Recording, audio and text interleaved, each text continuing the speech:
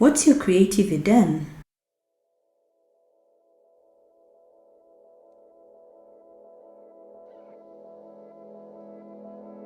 Hi, my name is Mary and this is Creative Eden, where we have candid conversations on what it means to create for God's glory. What is your creative Eden? What is an Eden to begin with? It's a place of delight and of pleasure. So when we talk about having a creative Eden, we're talking about having a creative lifestyle that does bring you pleasure, but not a pleasure that is outside of a certain context. There is a context within which this pleasure and satisfaction is being derived by you, and that context is the presence of God.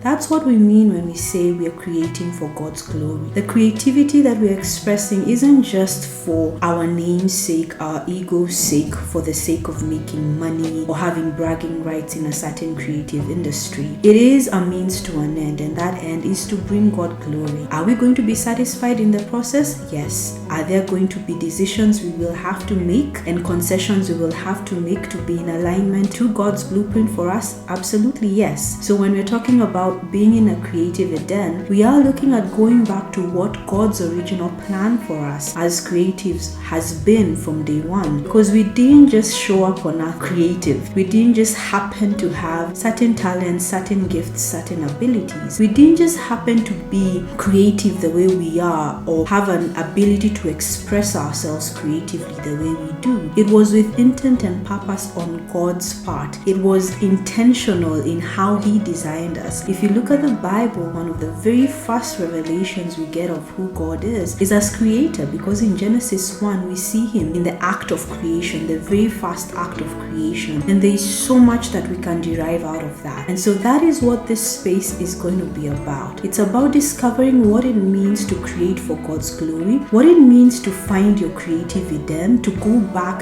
to the original purpose and design that God has for you, and to see what that looks like even in your creative expression, regardless of what creative industry you may be. Whether you are a multidisciplinary creative where you have multiple expressions as a creative, or you have chosen to singularly focus on one thing. So we're going back to the one who began creation, who is the original creator, and hearing and discovering what He has to say about creation and about us as creatives. I'm happy to have you along for the ride. Let me know in the comment section what aspects of creative life and even creative Eden you would want us to tackle on this space. Thanks for joining me today. See you on the next episode.